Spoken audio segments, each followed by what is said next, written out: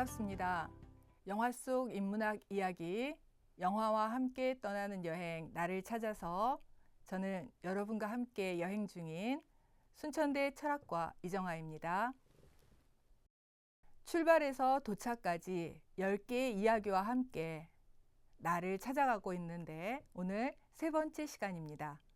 자, 오늘은 어떤 제목을 가지고 어떤 영화와 함께 또 나를 찾게 될지 여러분과 함께 길을 떠나보겠습니다.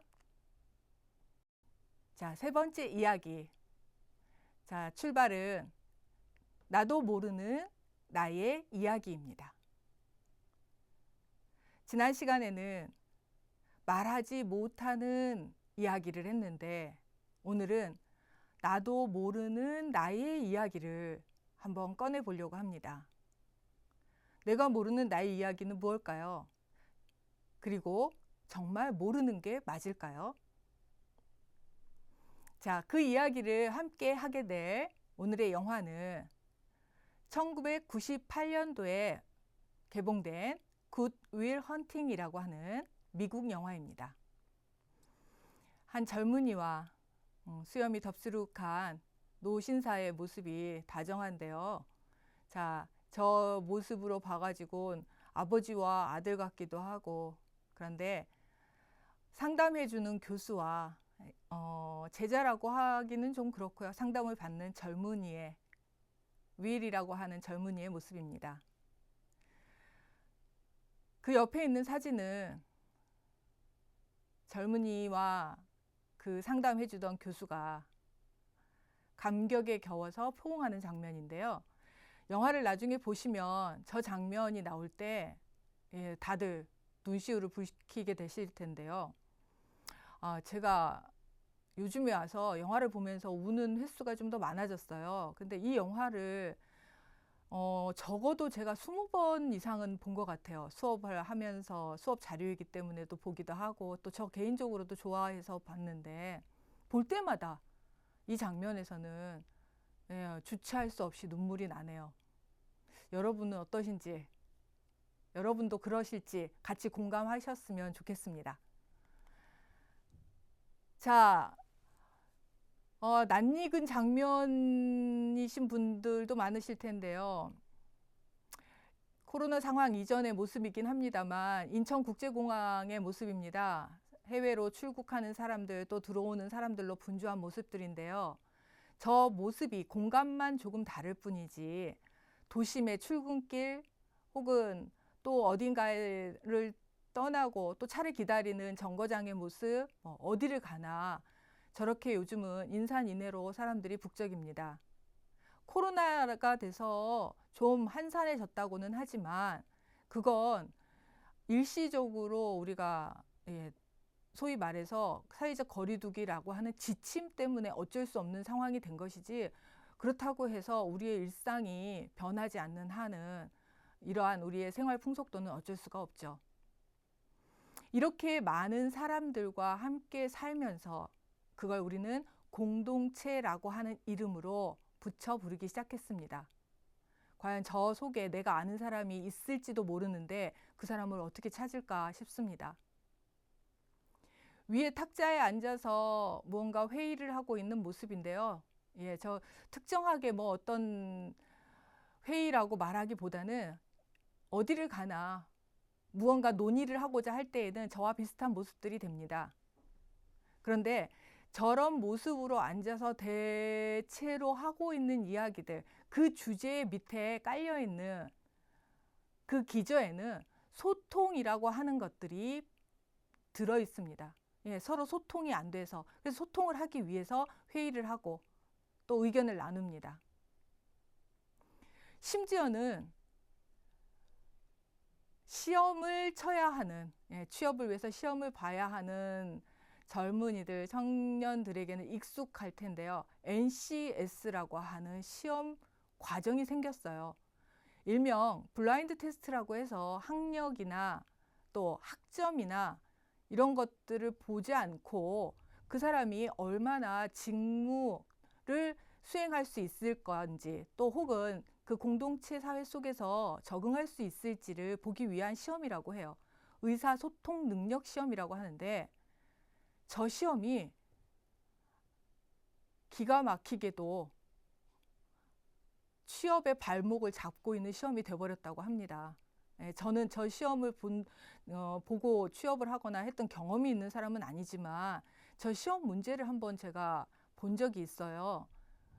봤더니 시험 문제 자체를 이해하기가 어려워서 도무지 시험을 답을 찾을 수가 없더라고요. 그래서 제가 우스갯소리로 나는 의사소통 능력이 부재한 사람인 것 같다라는 그런 웃지 못할 결론을 내렸는데요. 하여튼 요즘 부쩍 우리 사회에서 소통이라는 단어, 공동체라고 하는 단어가 화두가 된 건 여러분들도 잘 알고 계시는 사실일 겁니다. 그런데 나를 알아야 너도 알 수 있는데 라고 하는 제목으로 제가 요즘 우리 사회를 앞에서 봤던 그림들을 종합해 봤습니다. 자, 학교에서든 회사에서든 그 어디를 가든 우리는 뭐든지 다 잘할 수 있는 척척 박사를 만들어내는 훈련을 받았습니다. 하나만 잘해서는 안 돼요. 또 2개, 3개를 잘하는데 각각 잘해서도 안 됩니다. 그것들을 연계해서 통섭이라는 단어로 연결해서 잘할 수 있는 창의적 인재가 되어야 한다고 교육까지 받습니다. 이런 척척 박사들은 스스로 무언가를 다 만들어낼 수 있고 부족함이 없는 사람들이잖아요. 그런데 그런 사람들이 모여서 공동체를 만들어야 한다고 같이 고민하고 있어요. 자, 여기서 저는 한 가지 의문이 듭니다. 공동체의 기본적인 존재의 이유는 부족함이라고 하는 데서 시작이 됩니다. 부족하기 때문에 협력하기 위해서 공동체는 필요한 거고, 그래서 그 부족함이 협력으로 존속되는 겁니다. 쉽게 말하면 어촌 마을에서는 물고기가 풍부하지만 산에서 나는 열매나 혹은 나물이나 이런 채소들이 없기 때문에 이걸 같이 가질 수 있는, 서로의 부족함을 채워줄 수 있는 그런 공동체가 만들어지는 거죠. 시장 공동체라고 하는 것이. 그런데 물고기도 많고 열매도 풍부하고 곡식도 많다면 굳이 다른 사람들과 공동체를 만들 필요가 있을까요? 그래서 척척 박사들을 만들어낸다고 하는 것과 공동체를 구성해야 한다라고 하는 것, 이것 자체에서 과연 우리가 진정한 의미의 공동체를 만들 수 있을지 물음표를 만들어 봐야 하지 않을까 싶습니다. 다음, 호모 데우스가 소통을 한다고 라고 제가 의문을 한번 제시해 봤습니다. 호모 데우스는 제가 하는 말이 아니고 여러분들 잘 아시다시피 최근에 베스트셀러가 된 책 이름이죠. 호모는 사람을 지칭하고 데우스는 신을 지칭합니다. 그래서 사람 스스로가 신이 된 어떤 세상, 하늘에 있는 신이 존재하는 것이 아니라 인간 스스로가 신이 된 세상이라고 하는 것을 이야기한 책의 제목인데, 그렇게 완벽한 존재가 된 사람이 소통을 한다고? 신이 소통을 한다고? 소통이라고 하는 것의 출발은 제가 생각하기에 당신은 누구세요? 라고 하는 질문에서 시작이 됩니다. 초등학교 어린 아이들이 학교에 처음 갔을 때 모르는 아이와 짝으로 앉으면 제일 먼저 하는 질문은 너 이름이 뭐니? 입니다. 수줍어서 그 말을 못 건네는 아이가 먼저 말을 걸어준 아이에게 고마워하면서 내 이름은 이정아야. 이 대답이 이루어지면서부터 둘은 소통이 시작되고 친구가 되는 거죠.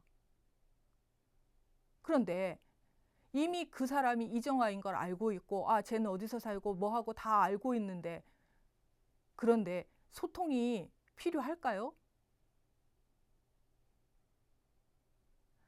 소통은 질문을 하는 것에서 시작이 됩니다. 질문하지 않는 상황에서 소통이란 그저 형식적인 관계일 뿐이죠. 마지막으로 나는 그냥 나이기 때문에 소중합니다. 한때 광고 카피에 그런 게 있었죠. 나는 소중하니까. 근데 그 카피가 거기에서 끝났어요. 나는 소중하니까. 그래서 제멋대로 해도 되고, 나는 내 마음대로 해도 되고, 나의 개성은 소중한 것처럼. 그 뒤에 말이 끊어져 버린 거죠. 나는 소중하니까. 그래서 다른 나인 너도 소중한 거죠. 소중한 각자가 다 존재하는 것이 세상인 거죠. 그래서 그 광고 카피가 완벽했더라면 혼란을 조금 더 일찍 막을 수 있었을 텐데 나는 소중하니까 해서 끝나버렸어요. 물론 그 카피는 소중한 내가 쓸 상품에 집중되어 있었긴 했겠지만 그런 아쉬움을 가져봅니다.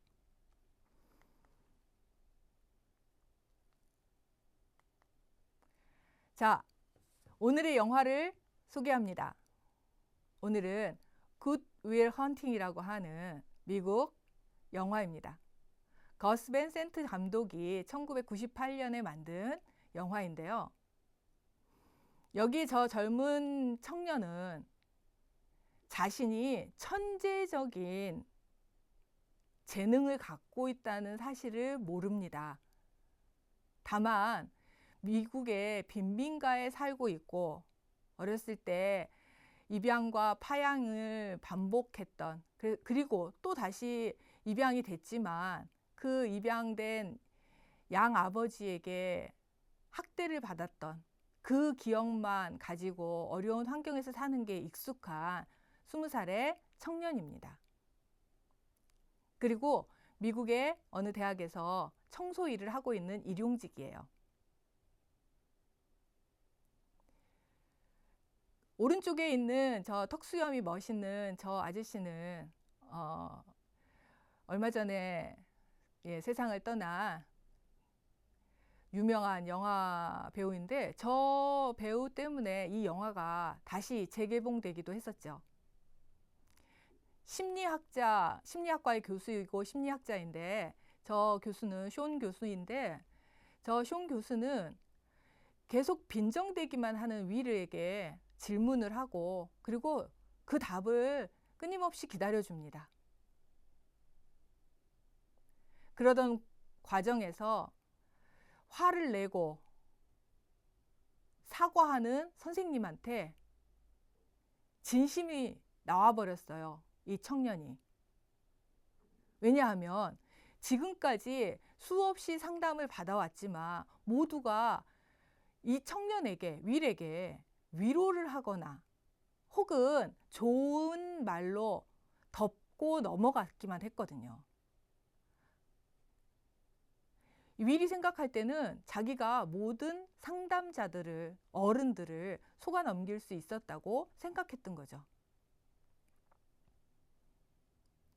사실은 속아 넘어간 게 아니고 귀찮고 성가시고 구제불능이라고 생각하니까 그냥 그대로 내버려 둔 것일 뿐인데 윌은 자기가 속아 넘겼다고 생각을 했었던 거죠. 그런데 쇼 교수는 그와 달랐어요. 첫 번째 상담 시간에 쇼 교수 방에 와서 이것저것 보면서 아는 척을 하고 잘난 척을 합니다. 왜냐하면 그 잘난 척이 대충 하는 잘난 척이 아니에요. 천재적인 머리를 갖고 있기 때문에 무엇이든지 보면 잘 외울 수 있고 암기력도 대단할 뿐더러 그런 것들을 다 활용해낼 수가 있어요. 그래서 그림을 보고 평가를 하고 자기 제멋대로 자기 나름대로 그게 자신의 생각이 아니라 어디에선가 보고 외운 것들을 들춰내서 말을 하죠. 그것이 쇼 교수의 심기를 건드렸고 죽은 아내에 대한 비난으로 들렸던 거예요. 그러자 쇼 교수는 지체 없이 화를 냅니다. 지금까지의 상담자와는 너무나 다른 태도를 보이는 거죠. 영화 내용이 점점 궁금해지시죠? 자, 여기 소개된 링크에서 여러분들을 영화 내용에 대한, 그리고 전체 영화를 보고 싶게 더 호기심을 자극할 수 있게 안내해 드릴 겁니다.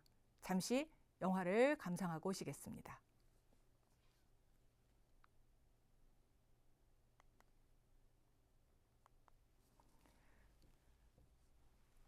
자, 영화 어떠셨나요? 다음 영화가, 전체 영화가 더 보고 싶은 마음이 생기셨나요? 윌은 어떤 상황에서도 자기의 실수를 긍정하지 않습니다. 실수가 드러났다고 생각이 들면 끊임없이 다른 사람 핑계를 댑니다. 왜냐하면 더 이상 상처받고 싶지 않기 때문에 숨으려고 하는 심리 때문이죠. 그걸 잘 알고 있기 때문에 쇼온 교수는 건드리지 않고 기다려줍니다. 그리고 계속해서 상담을 받는 과정에서 여자친구를 사귀게 됐어요.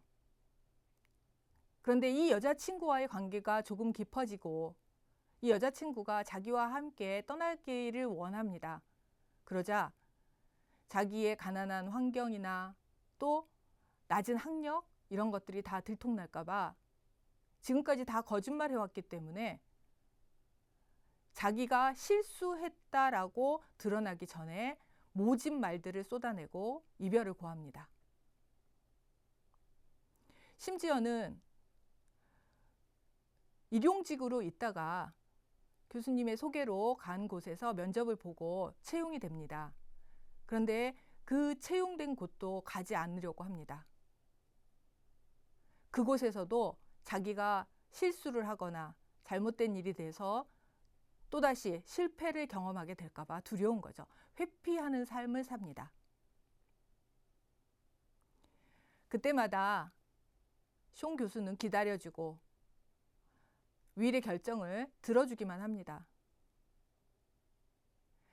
곁에 아주 어렸을 때부터 같이 지내온 친구가 있는데 그 친구가 그런 말을 해요. 나에게도 그럭저럭 이 빈민가에 있는 친구들 말고 멋있는 그런 친구가 한 명쯤은 있었으면 좋겠다고. 그 말이 윌의 가슴에 와서 닿습니다. 그리고 마침내 상담이 끝나던 날 쇼 교수에게 물어봅니다. 뭐라고 쓰셨냐고. 그런데 예상과 달리 쇼 교수가 말합니다. 좋은 아이라고. 그렇게 썼다고. 그리고 묵직하게 한마디 해줍니다.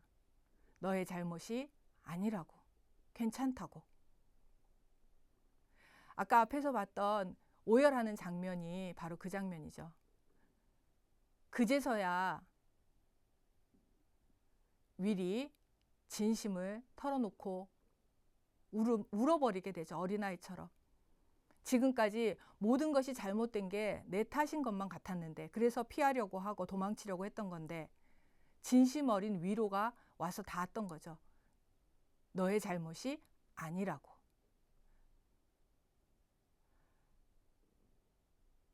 제가 마지막에 써놓은 말이 그 말이에요. 어른들이 하시던 말씀인데요. 고름은 덮어도 살이 되지 않는다. 염증이 생겨서 일종의 이거 이제 도려내야 하는 이제 상해버린 살인 거죠.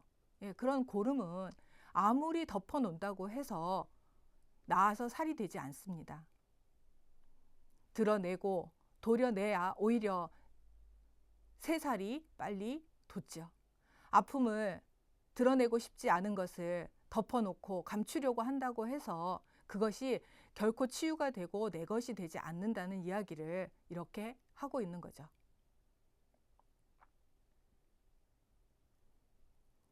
윌이 진심으로 받고 싶었던 건 그냥 괜찮다는 말이 아니고 너의 잘못이 아니라는, 그리고 그 앞에 나도 너와 같이 네가 양부모에게 맞았던 것처럼 그렇게 맞아봤어. 너무나 담담하게 말하는 자신의 고백. 그래, 그때는 대항할 수 있는 힘이 없었잖아. 하지만 지금 너는 달라. 너는 그때 그 어린아이가 아니야.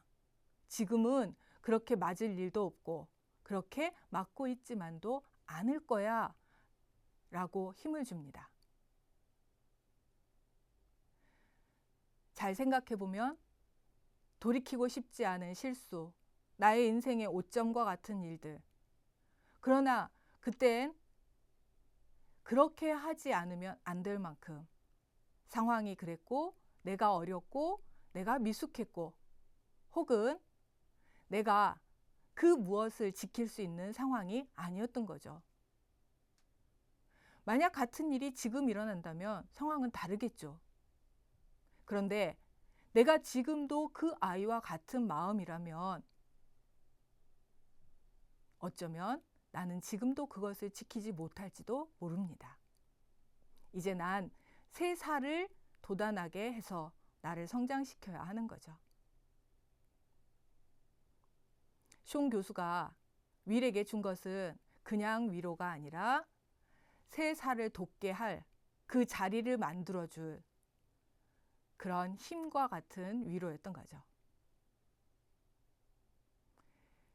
여러분도 모르는 그 어떤 것, 아니 사실은 알고 있지만 그러나 모른 척하고 있는 그 어떤 것을 얼마나 가지고 계신가요? 오늘의 영화가 여러분들에게 그것을 물어봅니다. 자, 세 번째 여행의 일기를 저는 이렇게 써보았습니다. 완벽하지 않아도 나는 소중하다. 왜냐하면 모든 것이 나니까. 완벽하고 완전하고 아름답고 빛나고 그럼 더 좋겠죠. 하지만 아직은 그때가 아닌가 봐요.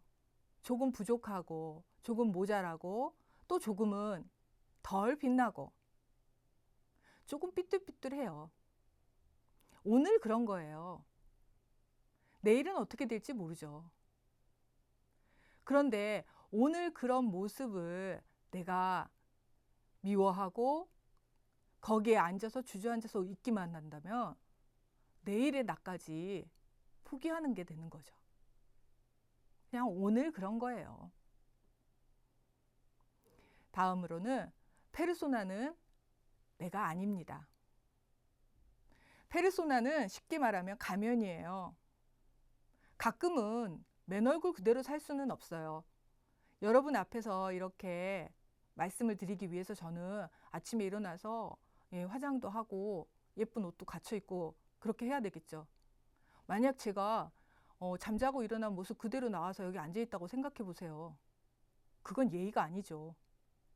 하지만 이 시간이 끝나고 나서 집에 돌아가면 편안한 옷으로 갈아입고 화장도 지우고 다시 편안한 저의 모습으로 돌아가야죠. 집에서도 제가 이렇게 하고 있다면 그러면 제 주변에 있는 가족들은 얼마나 불편하겠어요. 저 자신도 불편하고요. 그런데 늘 그렇게 살다 보면 어느 순간 진짜 나를 잃어버릴 수도 있어요. 첫 시간에 말씀드렸던 것처럼 나의 삶이 아니라 타인을 위한 내가 되어버린 삶이 되어버리는 거죠. 그래서 아무리 좋은 가면, 아무리 빛나는 가면을 써도 그 가면, 그 페르소나는 내가 아닙니다. 세 번째로 진정한 긍정은 극복하는 것이 아니라 그냥 하는 것입니다.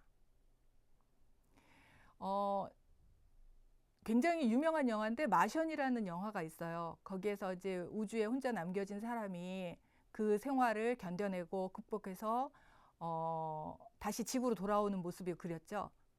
그런데 지구로 돌아와서 인터뷰하는 과정에서 그런 얘기를 합니다. 어떻게 지냈냐고 물어보는 사람에게 그냥 지냈다고. 그 진정으로 긍정하는 것은 그걸 극복해내려고 하고 이겨내려고 하는 것이 아니라 그냥 하루하루 견뎌내고 힘들면 힘든 대로 지내왔다고. 그러다 보니까 돌아오게 되었다고. 긍정한다고 하는 것은 이겨내고 참아내고 희생하는 것이 아니라 있는 그대로, 힘이 들면 힘이 든 대로, 미우면 미운 대로, 있는 모습 그대로 그렇구나.